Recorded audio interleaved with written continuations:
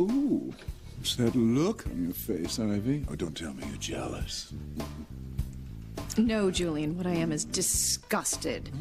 There is nothing more appalling than watching two middle-aged, oversexed fools paw at each other. Oh, and Rebecca, I hope you have a wonderful imagination, because you're going to need it to fantasize about a real man when you're making whoopee with Julian. Oh, you're so terribly amusing, darling. We'll see how amused you are when you're no longer living here, enjoying the benefits of being Mrs. Julian Gray. I'm not going anywhere, Julian. You really think you have a choice in the matter? Your history, darling. Call a cab. You're getting to heave-ho.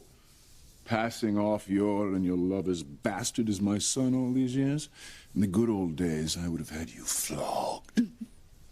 Go to hell, Julian.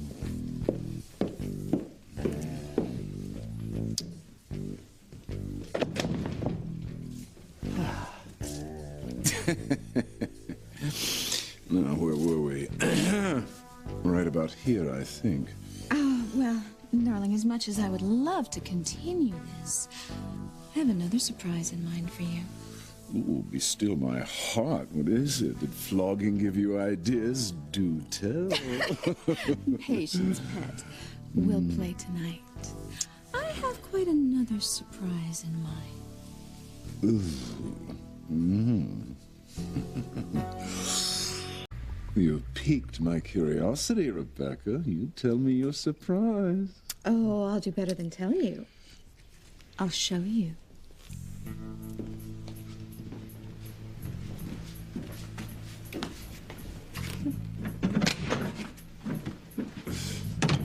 Good day, Julian. Oh, Harper, why aren't you out chasing ambulances or whatever it is you do? Very funny. Julian, is that any way to talk to your #1 attorney? Mr. Harper is the best, and you know it. Well, yes, but the question is, what's he doing here and what prevented him from using the front door? Me?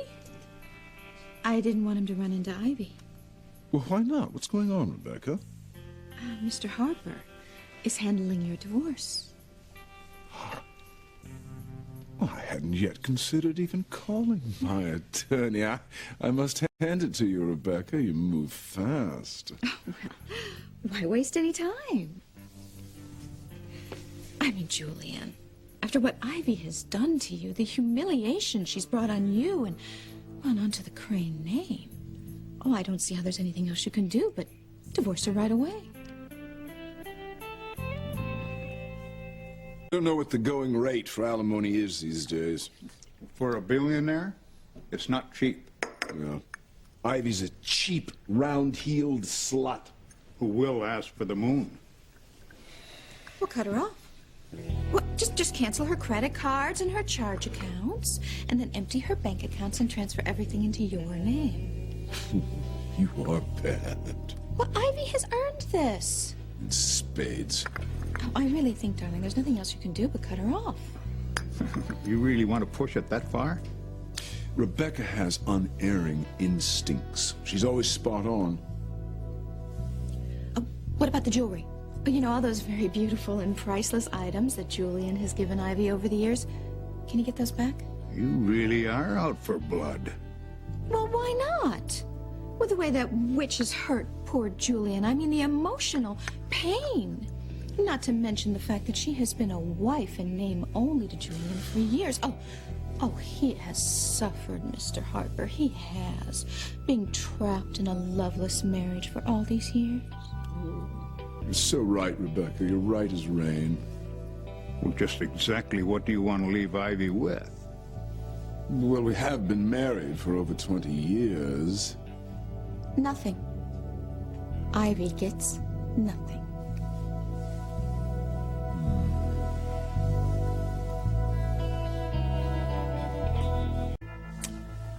Well, it was never my intention to go out of my way for Ivy, but to leave her with nothing. Well, that's what she deserves. Well, I thought you were her best friend. I'm your best friend, Julian. I'm just thinking of your interests and those of the Crane family. Oh, how refreshing. A woman who isn't consumed by her own interests.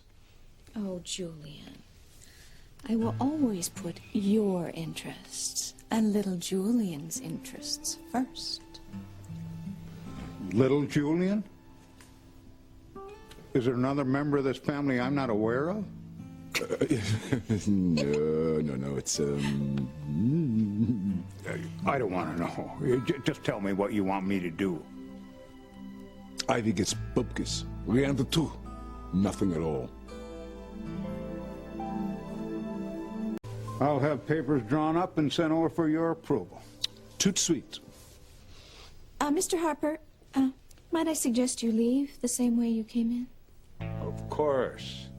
Who wouldn't want me running into Ivy that might prove to be messy? Neat and tidy. That's my motto.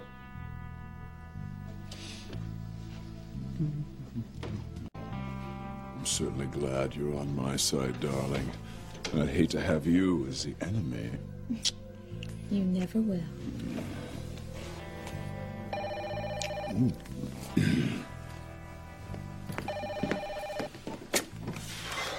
Julian Crane. Wait, what? Say again? Well, you most certainly will not. You scrap the whole damn thing. Oh, that was Crane's security. Apparently, Ivy's ordered them to conduct an all-out search for the person who sent her love letter to that rag. I'm going to waste valuable manpower on such nonsense. What a wonderful tag team we make, huh? Did you hear Teresa just hammering in those little nails into her own coffin? She is gonna have Ethan so worked up that he's gonna show no mercy when he finds out who's behind this. Mother, you're the one who sent the email to the tabloid. From Teresa's computer. I mean, if they ever manage to trace that email, it's gonna go right back to little Miss Guacamole. If you want my opinion, Julian, I think you should let Crane Security investigate. I mean, you really should find out who it is. I mean, honestly, Julian, don't you want to know? I mean, who knows what other kind of info this person could have? Perhaps you're right. I'll call them back. It is going to be so sweet when everyone finds out that Teresa is the guilty party. Oh, I can't wait. Certainement. Well. It isn't the housekeeper's daughter. To what do we owe this pleasure, Teresa? I came to ask Mrs. Crane for the day off. Oh, well, why don't you take the rest of the year off? Because in a very short time, Mrs. Crane will be out of here herself, which means that you'll be back on the unemployment line. If you think you can toss me out of here that easily, Julian, well, you have another think coming. I've already told you. If you succeed in getting a divorce, and I do mean if, I will be the one who gets everything. And so you will be the one out on the street. And as for you, leopard lady, how dare you give orders to my household staff? Your relationship with Julian aside, you are still a guest in this house, and I am still Mrs. Crane. Oh, I assure you the clock is winding down on that, dear. I thought you were leaving. Not until I return something to you, Mr. Crane.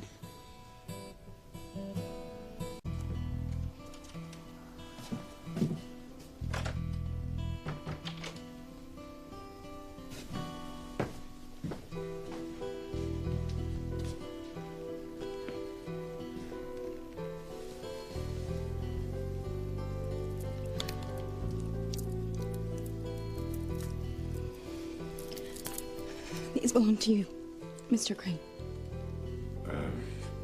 Yes, No, Teresa, you do not have to give them back. Yes, I do. They belong to Mr. Crane. I've been in the family for decades. Please take them. Indeed, I will.